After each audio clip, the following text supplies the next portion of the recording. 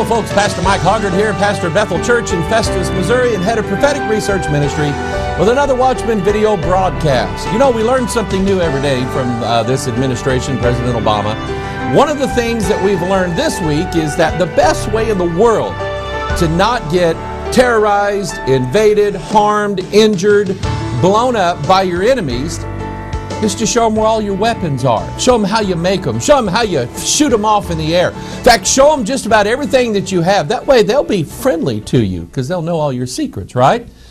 Check this out. Obama announces U.S. military secrets to the world. President Obama has decided to pre-announce to the world once secret American ballistic missile tests and satellite launches. The Democratic administration's goal is to show a friendlier face to other countries and to coax Russia to do the same. Yeah, right.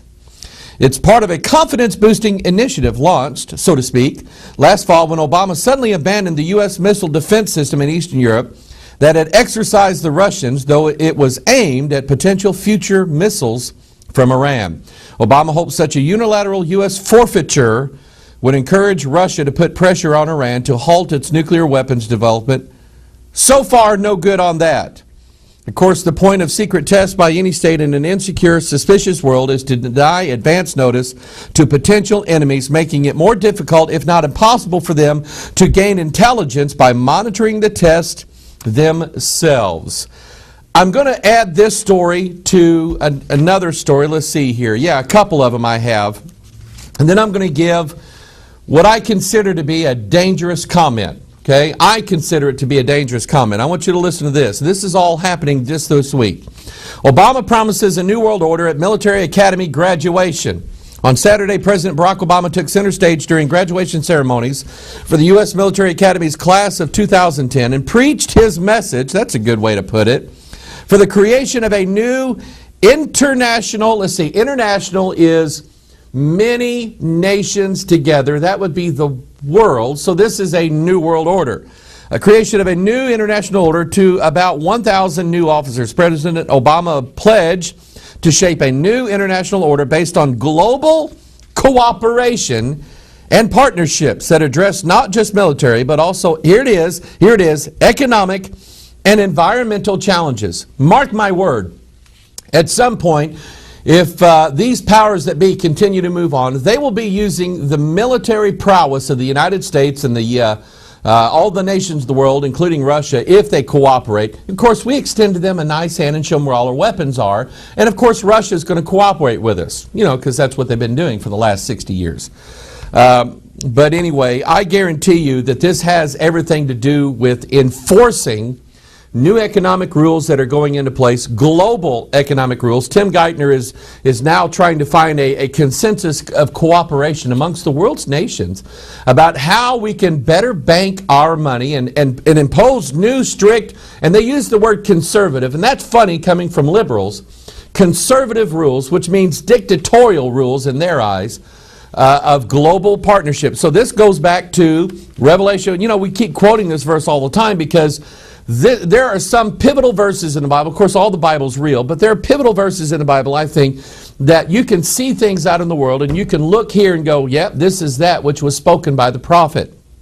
And we know at some point, because we study the Bible, we study Mystery Babylon, we study the beast, we know that these entities are concerned about controlling money. That's like most of where their head is they want to control all the money.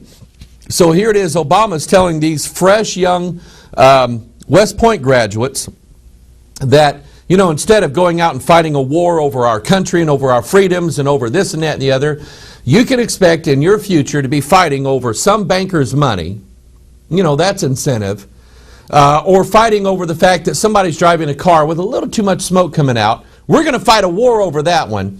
And we're going to get international cooperation. You're telling these military graduates, these military men that have trained, and you can say what you want to about the shape of our country, but I will tell you that in my opinion, our military schools still train the best of the very best. These are the bravest, the smartest, most intelligent young men and women that I think our country can produce. And they're wanting to go. I guarantee you these people at West Point didn't show up and say, why are you here? I want to serve the New World Order. I want to be part of the United Nations. I want global peace everywhere. They showed up because they wanted to stand up and fight for their country. That's what they're doing. Here's another one. This is just this week. In fact, this was Friday. Congress has taken 2 big steps toward ending the don't ask, don't tell ban on gays and lesbians serving openly in the military. In quick succession Thursday, the Senate Armed Services Committee and the full House approved measures to repeal the 1993 law that allows gay people to serve in the armed forces only if they hide their sexual orientation. Now, if you remember, this goes back to the days of Bill Clinton. Prior to that, it was not allowed for you to be an open homosexual or lesbian inside the military, inside the armed forces, the United States of America. They said it's just not a good idea. It won't work. And so there was a policy against it. And so now Bill Clinton comes out and says, well, we're going to change it. This is step 1. Remember, everything that they do operates in levels and in steps. And so the step during the Clinton years was, it's okay if we don't ask, you don't tell. We'll let you go ahead and be part of that, only we won't say anything if you don't say anything about it. And so now they've gotten to a point where Obama, he has pledged. In fact, he ran as a candidate pledging to repeal don't ask, don't tell, and now here he is. He's forcing Congress to do it. And they said that Congress is going to go along with, oh, look here, right at the top of the list, Democrat Nancy Pelosi from San Francisco leading the charge here to repeal this thing so that, and you know, forgive me if my mind wanders, but isn't this going to open up a Pandora's box of things inside the military that really should not be in the military? In fact, they shouldn't be anywhere else. But now they're going to open up in the Armed Forces of the United States of America. That would give me incentive to join. And I'm telling you, these 3 stories here, and there's several others. let me tell you something that I think is dangerous for me to say. And I don't say that too often, but I think this is dangerous for me to say. In the past 3 months, I've read 2 articles. I won't tell you where I read them. They were comments. They were commentaries from a website, 2 different places, that expressed a concern. I don't know if they had secret knowledge. I don't know if they had insider knowledge. I don't know any of that. I know that they expressed a concern, what could be a legitimate concern, that there are forces inside the Pentagon, the armed forces, the upper echelons of the military complex in this country that are not very happy at all with the president that we have right now. I mean, they're not as happy as most other people in this country are not happy. To what extent they're not happy, I don't know. Now, this is not a country where we have military coups every 3 hours. We just don't do that here in America. We love the fact that we are civil, that we have laws, that we have rules, that we have guidelines, that we have stipulations.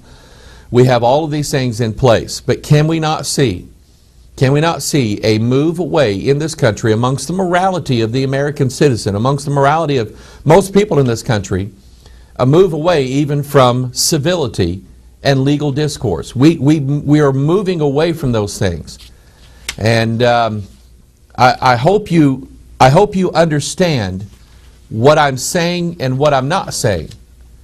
I'm just telling you that the two things that I read in the past 3 months, they kind of give me pause to think what could happen if certain top leaders, unnamed, I don't know who they are, I don't study these things, in our military became so totally dissatisfied with the current administration and current government of our country. We have to ask ourselves a legitimate question. What could happen? I mean, you have all the gays in the military thing. Most of these military brass people are saying, this is not a good idea, don't do this. It's Barney Frank and Nancy Pelosi and Harry Reid and Barack Obama that are pushing this, and they're forcing this agenda down the military throat.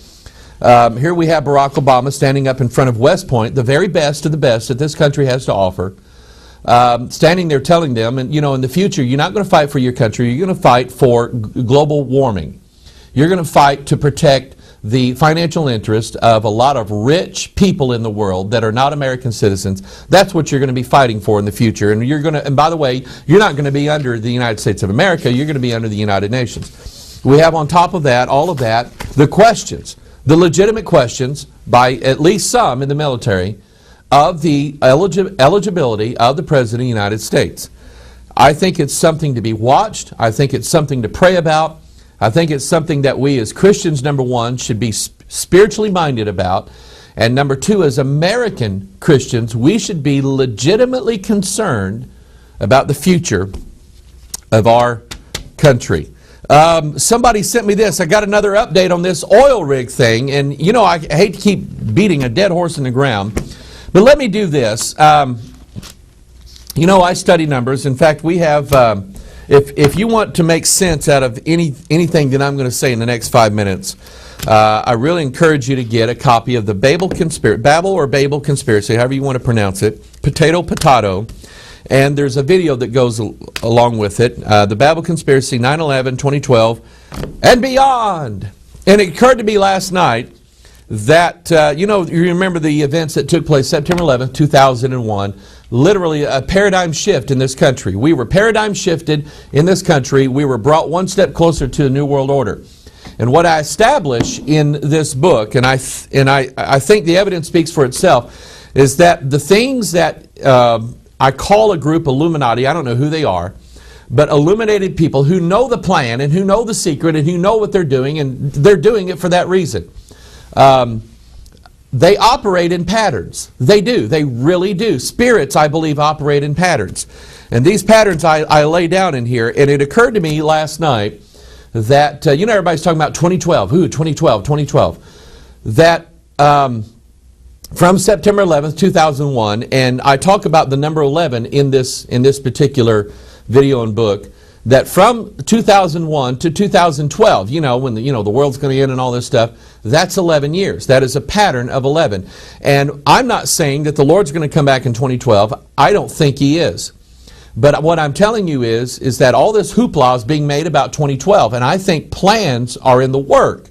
And I think it fits a predetermined pattern, and it's a pattern that we don't have to ask the Illuminati to reveal to us. All we have to do is ask God. And we go to the Word of God, and we go to numerics, Genesis chapter 11, and that is the Tower of Babel, the story of Tower of Babel. Incidentally, the number 11 is a number for confusion in the Bible. And so here in Genesis chapter 11, we have confusion. We have the efforts of man to build his own way to heaven.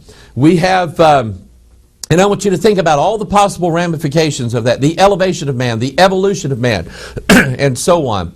That work was cut off by God because God saw the imaginations of man, and He said whatever they imagine to do, that's what they're going to do. And there's a lot that goes into this. But if you remember, we talked about this thing happened, this oil rig explosion happened on May 20th. Now I have, certain dates that I just kind of watch to see what's going to happen on those days, and May 20th is one of those. That is the 110th day of the year, which is 11 times 10. The Twin Towers were 110 stories tall, okay, on September 11th, 2001. There's a number 11 there. Flight 11 flying into this. Muhammad Atta, the pilot behind this plane, was exactly 33 years old. Timothy McVeigh was 33 years old when they killed him. Who else was 33? David Koresh was 33 years old. You're starting to get a pattern here. You're starting to see things. Pope John Paul I was Pope for exactly 33 days. He was murdered in his sleep, people. Murdered in his sleep 33 days after he became Pope. So watch this now. Here's a new article. It came out May 27th this year, and somebody brought it to my attention. I appreciate that. I think it was Chad up in Detroit. But I want to read this article here, and I want you to see this, and I want to skip the first two paragraphs and go to the fourth paragraph. Said Douglas Brown is talking about this big, supposedly there was a big argument, big knockdown, drag out argument on this oil rig, and everybody's trying to find out what was going on here just before the explosion. Now, here's the article, and I want you to look at it. Douglas H. Brown, Transocean's chief mechanic on the Deepwater Horizon rig, said key representatives from both companies had a skirmish during an 11 a.m. meeting on April 20th. Less than 11 hours later, the well had a blowout, an uncontrolled release of oil gas, killing 11 workers. Now, here's what I want you to get. We're going to add all this up here in a minute. It said during an 11 a.m. meeting. Now, I think that is a generalized way of describing about what time the meeting started. So they had to put in the 11 here. Less than 11 hours later, they had to put that 11 in too. They could have said, just over 10 hours, but they didn't. They said 11. And then we have 11 workers killed. 11, 11, 11, 33. The 110th day of the year, that's 11 times 10. And then we talked about the BP symbol and all the things that are going on here. And as of today, I'm doing this broadcast on Saturday, May 29th, I don't want to do it on my birthday. Tomorrow's my birthday. I'm going to eat cake if my wife will make me a cake. I think she will. But anyway, as of today, they still have not stopped the flow of oil. And they're now telling it's the worst oil catastrophe that's ever happened in the whole world and all this stuff. The worst catastrophe, big catastrophic event that is going to destroy who knows how, and who knows, now listen to this, here's what we look for. Who knows what plan is waiting in the wings to make sure that this never happens again. That's what September 11th was all about. It was about implementing certain rules and certain things in this country and probably around the world to basically spy out, the Patriot Act that still is in existence today. It was all about that and much more. So I just wanted to throw that in here. Here's something related to September 11th. As a result of what happened September 11th, now we have the TSA, which is Transportation Security Administration, keeps watch list of peeved travelers. Now we'll read this whole article, but basically the article says, and I saw this on the news the other night, that basically if you show up at the airport, and you go to the airport, and being at the airport now is not the best of all experiences. Thank God that they have Starbucks there, okay? And so, but you go to the airport and you have to take off your shoes, which I absolutely hate. Taking off my shoes. I can't stand to take off my shoes. I have my shoes on right now, okay? I'm just telling you, I hate to take my shoes off. But you got to go up there, take off your shoes. You have to voluntarily submit to some man or some woman feeling you up at the airport, checking you out. Now it's got to the point, now we show up there and there might just be a big machine that can see through all your clothes. And we're supposed to show up there and be in a good mood. You show up there, I carry my satchel with my laptop in there, stuff like that. They say, we're going to have to go through that. And they start pulling everything that you own out of there. There's no privacy at the airport, none, zero. And so now you show up there and you're not the happiest of all people in the world. And you make a growl or a snicker or a snide comment or you complain or just... They're going to write your name down on a list. And you're on their list. I think that's ignorant. I think it's absolutely, absolutely ignorant. We're going to be getting into some heavy DNA stuff. A lot of things have come across my desk this week, but this is really sticking out. Several of you have noticed that there is a new movie coming out in the month of June called Splice. And I want you to take a look. This is an article from WorldNet Daily, and I want you to take a look at just a graphic here, a clip of this movie. And the article says, human-animal hybrids in life versus death struggle. Science fiction fantasy becomes reality in labs. Now I'm going to stop right here. Getting back to Genesis 11, I want to read verse 6, okay? The Lord said, behold, the people is one, and they have all one language, and this they begin to do. And now nothing, listen to this, nothing will be, this is God talking, nothing will be restrained from them which they have imagined to do. Here is the imagination right here, and the imagination is becoming reality. The article says, in what may seem more like Hollywood science fiction plot, as in the forthcoming movie Splice, lawmakers are trying to prevent scientists from combining human and animal embryos to make human-animal hybrids. In Splice, two scientists defy ethical boundaries and splice together human and animal DNA to create a new organism, also known as a chimera. Now, I want to stop right here because I will tell you, and I don't have inside knowledge. Nobody from a secret government lab has come to me in a cloak and a hat, covering their face saying, I have inside information concerning this. I'm just telling you, I think I can figure things out and tell you that more than likely this has already been done. Okay? I don't have proof. I'm just taking a guess, but I'm pretty sure it's a pretty good guess. And I'm pretty sure it's already been done. But anyway, here's what the article goes on to say. While the idea of such an experiment may seem far-fetched, scientists around the world have been dabbling in the creation of human-animal hybrids for years. Today, Ohio's Senate Health, Human Services, and Aging Committee passed Senate Bill 243, a ban on human-animal hybrids. The bill prohibits human cloning, the creation, transportation, or receipt of a human-animal hybrid, the transfer of a non-human embryo into a human womb, and the transfer of a human embryo into a non-human womb. Mark Harrington, the Executive Director for the Center for Bioethical Reform Midwest, President of the Pro-Life Institute, presented expert testimony. He said, we all want to see treatments for sickness. He said, we all want to see cures for diseases, but the question is, at what price? He added, I'm becoming more and more convinced when it comes to emerging biotechnologies like human-animal hybrids that many of these researchers do not believe in any limits on research as long as it has the possibility to produce an economic end that suits their agenda. Scientists have had some success with human-animal hybrid experience. In 2003, Chinese scientists at the Shanghai Second Medical University fused human cells with rabbit embryos. According to the National Geographic News, the embryos were given several days to develop before the scientists destroyed them to harvest stem cells. I don't believe that. I don't believe that they were all destroyed. According to the report, researchers at the Mayo Clinic, see, I always thought the Mayo Clinic was where they made mayonnaise. You know, I guess I was wrong. Mayo Clinic in Minnesota were able to create pigs with human blood flowing through their bodies in 2004. Now, I will tell you, there is a watcher that lives up in Minnesota that he is knowledgeable of the big military genetic complex that exists in Minnesota. Apparently it's huge. And he's telling me, he said, Pastor Mike, be watching for this stuff to come out of Minnesota. He was right. Here it is right here. He said scientists feel that, in fact, you know what? Go take a look at the new bridge that they put in Minneapolis. You know, the one that, accidentally fell on I-35.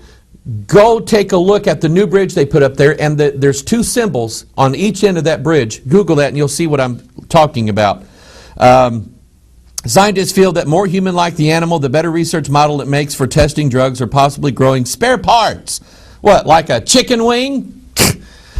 Such as livers to transplant into humans. National Geographic reported, watching how human cells mature and interact in a living creature may also lead to the discoveries of new medical treatments. Now I'm going to stop reading right here because it's boy, we are in a brave new world. You stop and think about the ramifications of animal-human hybrids, and I've been teaching about this for several years. See, I'm looking for examples here. I should have the video here. I want you to get our set of there's a 3-video set. Jesus Christ DNA, the Holy Bible. It shows you beyond any doubt whatsoever that our DNA is linked exclusively with this Bible right here. God wrote our DNA, and God said, don't change it. I'm going to get into that in a minute. And then we have the one following that called the Mother of All Secrets. This is part of the biggest agenda that Dan Brown's part of, and I'll put Albert Pike up here. This book, 800 some odd pages, loaded with symbolisms from the late 1800s, and I'm telling you that what we're seeing scientifically today was written about here, imagined by Pike and by many others over countless centuries. And I'm telling you, we're getting close to the time where God's going to have to come down. Remember, God came down in Genesis chapter 11. He's coming down again, and He's going to have to put a stop to this. And I want you to look at some scriptures here talking about mixing different breeds of animals. Leviticus 19:19, ye shall keep my statutes. Thou shalt not let thy cattle gender with a diverse kind. Thou shalt not sow thy field with mingled seed. Neither shall a garment mingled of linen and woolen come upon thee. Remember, Baphomet is an image of mingling two things together. God said, keep them separate. I don't want them to have anything to do with you. It's kind of like me and my sister on a trip to Arkansas. Mom had to put me on one side and my sister on the other. She didn't want us mingling. Why? Because we were going to fight for 6 hours in the car all the way down there. She didn't want it, and God doesn't want that happening either. So I want you to think about this stuff. And he said here in this verse, not only don't let your cattle gender with a diverse kind, like people, thou shalt not sow thy field with what? Mingled seed. Look at this. Monsanto seeds of discord. It's fascinating because we're in uncharted territory, says the genial Scottish. That is like the worst Scottish accent I've ever. I can't do a Scottish accent. It's fascinating because we're in uncharted territory, says the genial Scottish, entertainingly named Hugh Grant, 52. He is the CEO of Monsanto, possibly America's most feared corporation. Monsanto dominates the agricultural biotechnology industry, whose audacious mission is to transform the genetic composition of the world's food supply. More than 80%, watch this, more than 80% of the soybeans and cotton harvested in this country now have at least one patented Monsanto gene in them, as does more than 70% of the field corn. Monsanto is the company best known, depending on which documentary film one has seen, for feeding what's called frankenfoods to our children, courting ecological catastrophe, or bringing ruinous patent suits against struggling family farmers. So Monsanto, simply put, has been mingling seed for years. They've been genetically modifying seeds, and this, I'm telling you, this is not conspiracy theory, folks. This is conspiracy fact. Remember, the people who believe in conspiracy theories are not the dangerous ones. The people who are the conspirators are. Monsanto is one of the most powerful entities in this country, and if you think that they don't have any control or say of what goes on inside the halls of Congress and the United States government, you're crazy. There's something wrong with you. This is what, it's not we the people. It's we the corporations in this country, and Monsanto is monkeying around with something that God said don't monkey around with. And it's like, well, what God made's not good enough. We're going to do better. We're going to do better than God, is what they're saying. And I don't know. I don't know how to escape living in the world today and not eating something that hasn't been messed with by some factory somewhere. I don't know how to do it. Grow your own corn, but where are you going to get the seed? How do you know that seed's not been messed? I'm just telling you, it's impossible to live in this world without being a partaker of the filthiness of this world. That's why we have heaven. We have the cross of Jesus Christ. Look at Ezra chapter 9. For they have taken of their daughters for themselves and for their sons. This was when they came back from the land of captivity. They had intermarried, and God said, don't do that. Don't marry those people, because I have to keep my seed pure. Why does he have to keep his seed pure? Not because God's a racist, not because God hates black people. It's because that the line of the Messiah had to come from the seed of Abraham, and the devil has been trying everything he can. Watch this. This is the conspiracy here. He's been trying everything he can to destroy the seed of Abraham, both of the Jews and of those who adopted in by faith. So he says, so that the holy seed have mingled themselves with the people of those lands. Yea, the hand of the princes and rulers hath been chief in this trespass. Daniel chapter 2 verse 43, and whereas thou sawest iron mixed with miry clay, they shall mingle themselves with the seed of men. Now we know who that is. We know that that's not, the Turks. We know it's not the Europeans. It's not the European Union. It is the principalities, powers, rulers of darkness, and spiritual wickedness in high places. Demonic angels are going to mingle themselves with the seed of men. In fact, all I did was I looked at in the Bible for the phrase, for the words mingle and seed together in the same verse. 3 places, and this is where it leads you to. And I'm telling you, this is where we're headed. Now, we brought this verse up before, and I'll be honest with you, there's some laws that people need and some laws that I personally don't. You never had to have a law. You never had to tell me, Mike, it's against the law for you to lie with an animal. Never had to tell me, I don't need a law. It's written into my heart. I don't need that already. But God included it in the law for a reason. Look at it. Leviticus chapter 18. Neither shalt thou lie with any beast to defile thyself therewith. Neither shall any woman stand before a beast to lie down thereto. It is what? Confusion. That's the number 11. Now we're back to the Tower of Babel. They speak 46 words, the number of chromosomes in the human genome structure. And all of this has to do, you say, are people going to mate with cows? And that's going to, what I'm telling you is these principalities and powers, And these are all beasts. They're beasts. Go look at the scripture. Go look at Ezekiel chapter 1. Go look at Revelation chapter 4. Look at who the devil is. He's not a man. He's a dragon. He's a beast. He's a serpent. The Bible characterizes him that way. In Daniel chapter 7, I saw these beasts rise up. These are spiritual entities. These are fallen angels. And God wrote a law. Said don't sleep with them. Don't have anything to do with them. So what happens? Genesis chapter 6. I mean, you know what happened. Let me finish reading here. He said, it's confusion. Defile not ye yourselves in any of these things, for in all these things the nation is defiled, which I cast out before you. In other words, we know it happened in the land of Canaan after the flood, because when they go into Canaan land, what do they see? They see the result of the fusion of the sons of God and the daughters of men. They see giants everywhere. They see grapes, clusters of grapes. They see things there that are humongous. Looks like a little DNA modification was taking place back then as well. And he said, and the land is defiled, therefore I do visit the iniquity thereof upon it, and the land itself vomiteth out her inhabitants. Now I'm going to stop right here. And I want you to think about this word vomit in the scripture. And I want you to think about somebody that spews something out in the book of Revelation. Here's Jesus, and he's speaking of the church of the last days, the Laodicean church. And he says, I would that thee were either hot or cold. But you're not hot or cold. You're not one or the other. You've been fused together. So now that you are the mingled between hot and cold, you are lukewarm, and therefore I will spew you out of my mouth.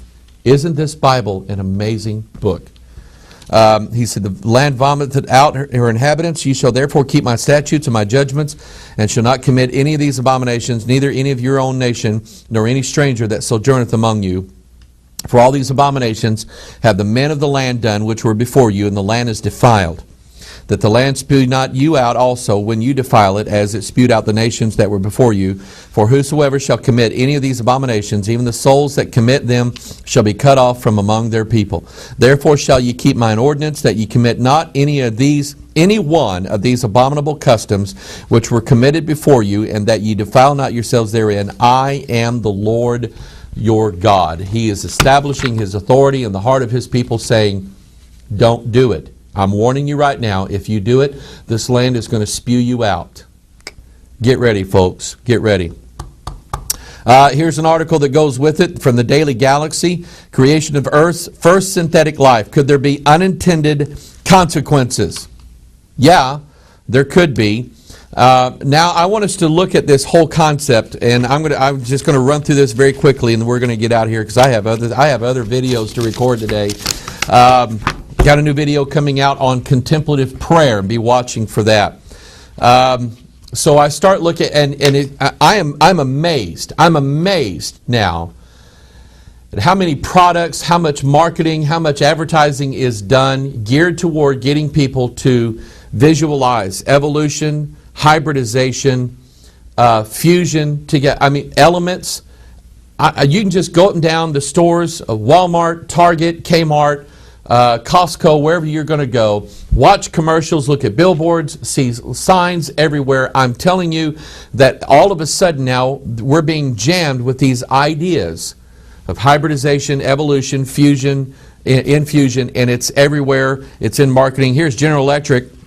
They even have a train that's called their Evolution Hybrid. Good grief. Here's one. This is a set of luggage called Fuse X3 Hybrid. I mean, they're like using all of them there. Fuse and the X chromosome and 3-strand DNA and hybrid all together. You can even get a doggy shirt with an alien on it that says hybrid power. You say, oh, come on, Pastor Mike, are you? I think this is from Zazzle.com. They sell T-shirts and all kinds of stuff. Are you saying the people in Zazzle are like part of the Illuminati, that they meet with the Bilderbergers? No. But I believe that spirits are controlling their conspiracy, is what I think. And I think images come to people's mind. They call it creativity. But I think images come to people's mind, and that's what they envision. And remember, it all starts with the imagination. So that's why these images are being cast into the minds of men. So that now that we're imagining it, now we're going to make sure that it happens. The whole Pokemon thing, Digimon, Frontier Hybrids, and Digivolution has to do with hybrids and evolution and on and on. It's inundating our children.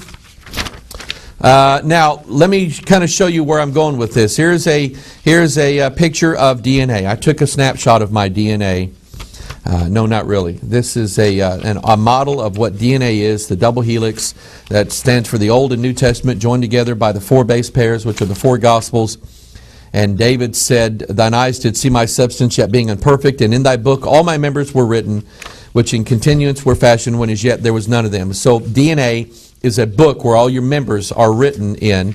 And the first occurrence of this word book, and remember, if it's a book, God wrote it. Okay? He said, this is the book of the generations of Adam. So here the Bible is establishing for you the fact, in 2 places, that the book of God has everything to do with man's genetics, his generations, his genes, has everything to do with that. So here we have the book of the generations of Adam. That's the very first occurrence of the word book in the Bible, and God is establishing a pattern for you. Look at these other verses here. Psalm 69:28, let them be blotted out of the book of the living, whose names are, Philippians 4:3, whose names are in the book of life. Luke 8:11, now the parable is this, the seed is the word of God. So think about what is being said here, all the things that God is putting together for us to understand in these last days. The seed is the Word of God. This is the seed, the genetics of mankind right here. And God said, Revelation 22, look at this. And by the way, I got to stop right here. I like this. Revelation, the word for the number for revelation is 22. The number 22 means revealing. Man, I just like this. Revelation is the 66th book of the Bible. That's 22 times 3, Father, Son, Holy Ghost. And here we are in the 22nd chapter of the 66th book of the Bible, whose number means revelation. And there are, when your DNA groups together to form genes, it forms amino acids to make these genes. And those amino acids are like the letters of the alphabet. Actually, they're the letters of the Hebrew alphabet. There are exactly 22 of them, those amino acids that write the book of our genetic structure. God's a genius. You know what? So he says in Revelation 22, get this, for I testify unto every man that heareth the words of the prophecy of this book, if any man shall add unto these things, what? Add unto the book. God shall add unto him the plagues that are written in this book. These scientists that are messing around with this DNA, they're in danger. 19, and if any man shall take away from the words of the book of this prophecy, God shall take away his part out of the book of life and out of the holy city and from the things which are written in this book. And so here it is. God is warning us against exactly what is happening right now. God's warning us. And so we see hybridization everywhere. We see evolution everywhere. We see fusion everywhere. We see DNA. You know, companies talking about quality service. It's in our DNA. They're putting this stuff out for everybody. And now it's moving into the church. Here is, and I appreciate Michael down in Florida for helping me do this research. He always does a tremendous job, and I appreciate it. Look at how the churches now are marketing this DNA concept. They're talking about healthy church DNA. And look here. Imagine your church. You get that, right? Okay? Imagine your church. Healthy church DNA. They have an article here that says transitioning church models. There are many traditional expressions of the church in the U.S. that are attempting to transition to become more organic or missional. I don't have time to explain organic, but organic. There are 2 types of spirit that are running this world. There is the God of order. When a man plants a field, how does he do it? He puts everything in rows. Okay? It's in rows. When nature plants a field, how does it do it? It's just like all over the place. There's no order, there's no structure to it. It's just nature's way. When they use the term organic in describing the church, you need to understand what spirit then that is. When they use the term organic in describing the church, you need to understand what spirit that is. It is the spirit of the earth, not the spirit of heaven. So anyway, instead of calling them transitional churches, I like to call them transfusional churches. Transfusion, having something fused in. The reason for this is that the idea of transitioning implies simply modifying a model or a system, and we have found that this world would be useless without a transfusion, look at this, of healthy DNA. I'm telling you, Daniel chapter 2 is going to come to pass, and they're using the churches to forward this agenda. The problems our churches face in the West are not structural, strategic, or mechanical. And a mechanical fix is not a fix at all. The problem is a lack of life in the core, or perhaps a more diplomatic way to describe it is that they are lacking some healthy DNA. So every transition begins not with a structural change, but with a transfusion of holistic, that's a New Age term, and healthy disciples infused with the DNA. I just can't believe it. Changing your church's model or mechanical structure is trying to take like trying to take a pill to fix your DNA. It can't be done. But if we could somehow fix someone's DNA, I would imagine we would need a more viral approach that brings change one cell at a time. To do that, you would first need to introduce a healthy DNA cell that is capable of reproducing. Listen, folks, this is from a church website. I'm telling you, a familiar spirit has channeled these ideas and these concepts, and they're out there, people. So I want you to get this. Albert Pike talked about, when he was talking about the Grand Arcanum, he talked about a speck of the divine powder, he called it. The divine powder. And I don't know exactly what that is, but I know it has something to do with they shall mingle themselves with the seed of men. And we know enough about stem cells and all this stem cell research, you know, that a stem cell has the ability, once it's in the system, to recreate itself and to change the entire system. That's what they're getting at, folks. And this is not coming out of a laboratory somewhere. This is coming out of the church. Here we have a missional community formation network called Transform. See that little swirly gig there? There's three of them. There's one that's white and dark and sort of, it's gray on my paper. It's probably red on the screen. But anyway, that's three-strand DNA. That's the Fibonacci spiral for DNA.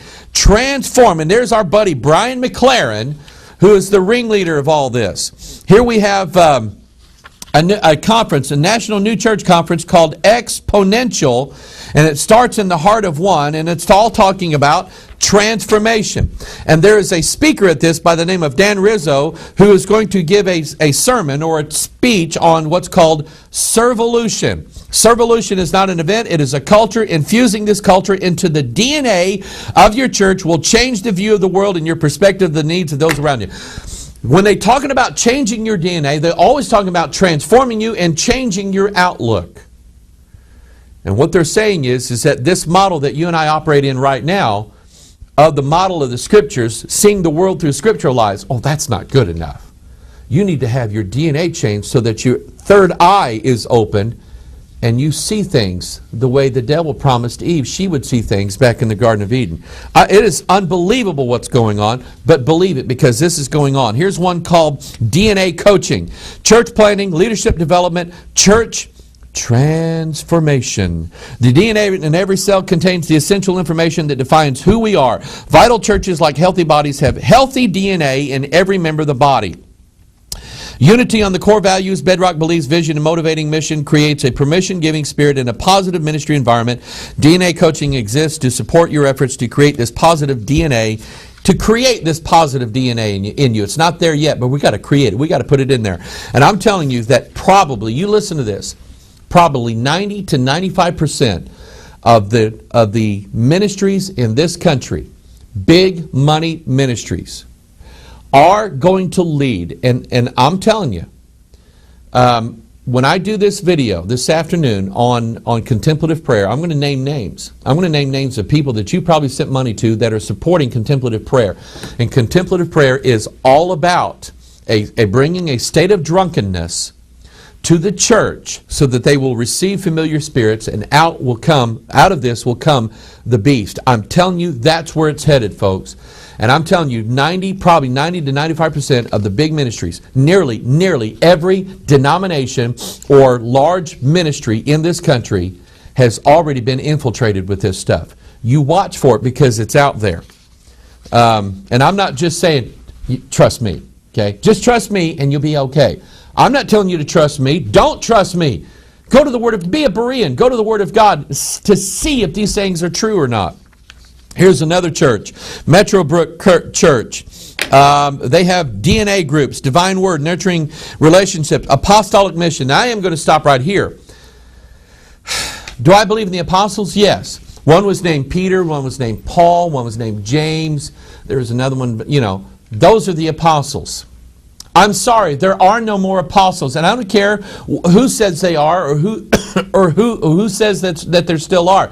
I'm telling you, there are no more apostles. Those guys were the founders of the faith of Jesus Christ that you and I now rest upon today. I'll tell you who is leading the charge of this new apostolic stuff. Who is it in the world that for 2,000 years now, or let's say 1,500 years now, 1,600 years now, has been calling themselves the apostle, the chief apostle? It's the Pope. All of this is coming straight out of the Vatican. So when you see someone saying, oh, I'm an apostle, or we're going to have apostolic leadership or apostolic mission, I'm telling you, the source is the greatest harlot in this world, the Roman Catholic Church. I'm telling you that.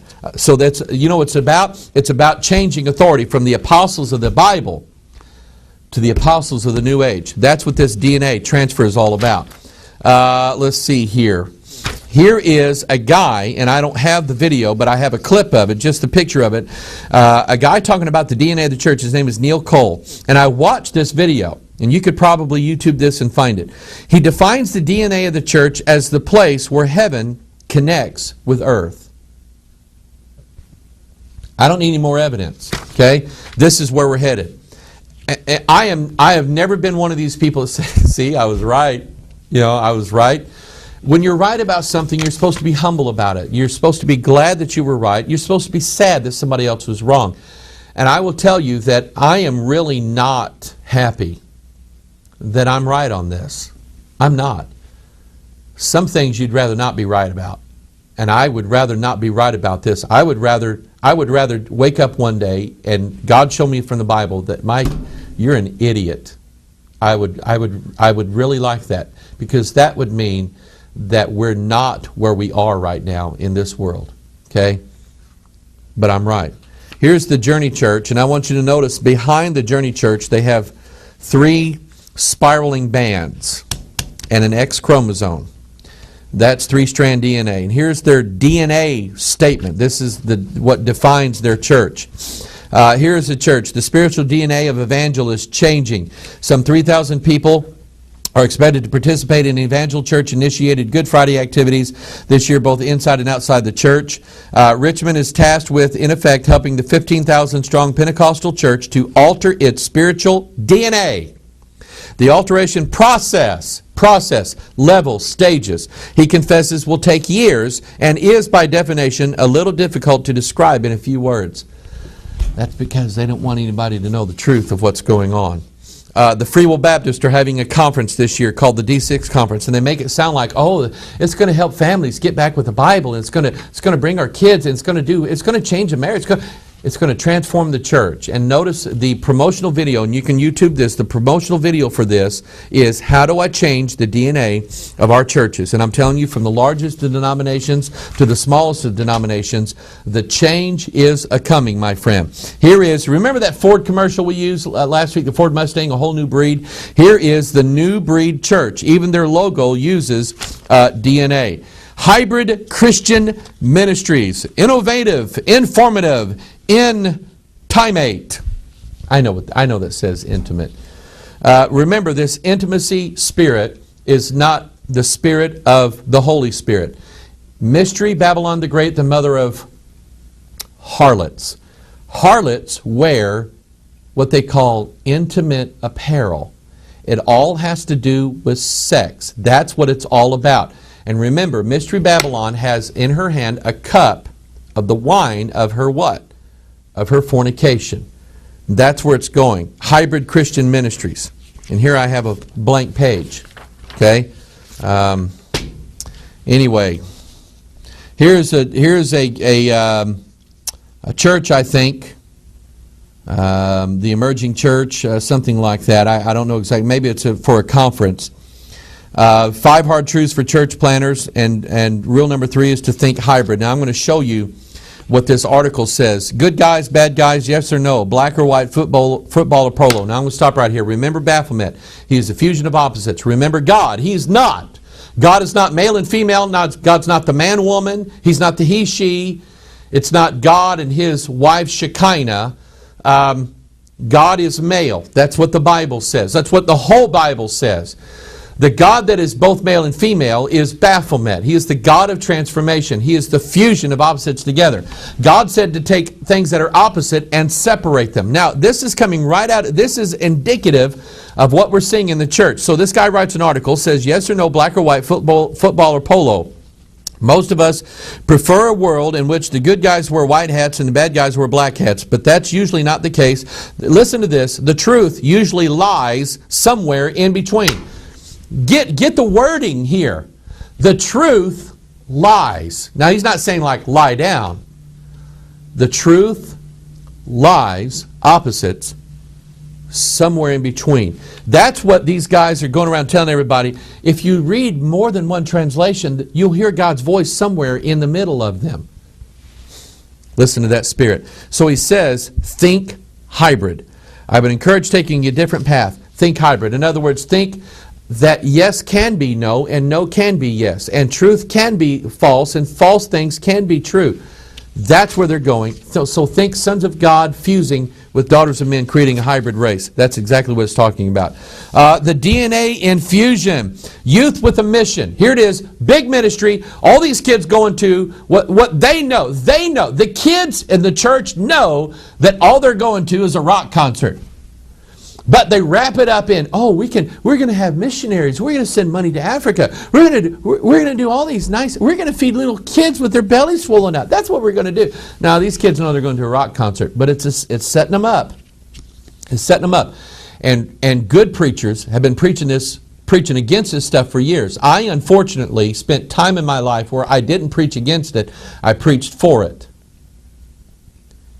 And I have a lot of repenting to do.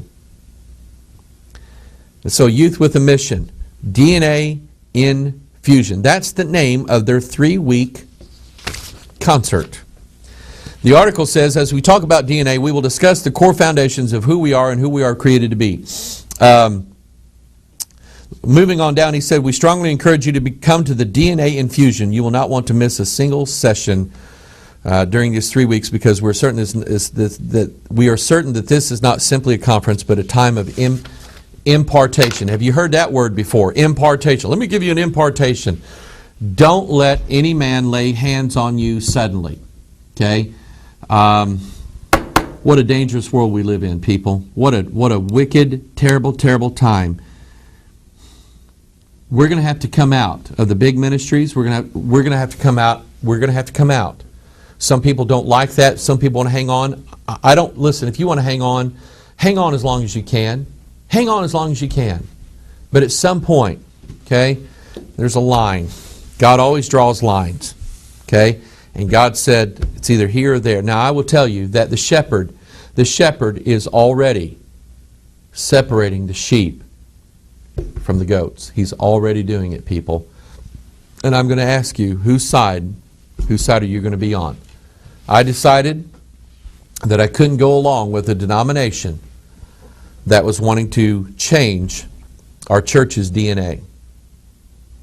And I knew what that meant even before I knew all this stuff. I knew that I couldn't go along with a denomination that would not promote this King James Bible. So we decided, God, please put us over here in the sheep column. That's what we did here. I want to encourage you to pray and seek the Lord like you never have. Turn to Him for all your problems, for all your cares, for all your help. Keep your eyes open on what's going on. Keep your eyes open on this oil spill. Keep your eyes open on this military thing. I mean, here we are looking at North Korea, Iran, and Afghanistan. I'm telling you, there's things that are brewing. And we need to have our eyes open in these last days. I love you. We're going to send out our Watchers packets next week. Hopefully we've got a family, some friends of ours coming all the way down from New York to help us out. Man, do we appreciate that. We thank everybody for helping us. We're sending out, I don't know how many, 200, I think Alicia said 260 packets. each with about 4 or 5 discs in it a piece. You can do the math on that. We're sending out quite a bit. Some pay little, some pay more, some don't pay at all. We want to be a blessing. We're sending these to Africa. They're using them all over the place out there. We want you to copy them, get them out, let people hear what God is showing us in these last days. This is Pastor Mike. If you want to get on that list, just call or write us or send us an email. Pastor Mike put me on the list. Give us your postal address, and if you can, a monthly donation. I'm telling you, it really, really helps us out here. We're still about the smallest church in this area, but God is using us in a great way, and we are very humble about that. We're very thankful. God bless you. I love you. It's Pastor Mike. We'll see you next time. Bye-bye.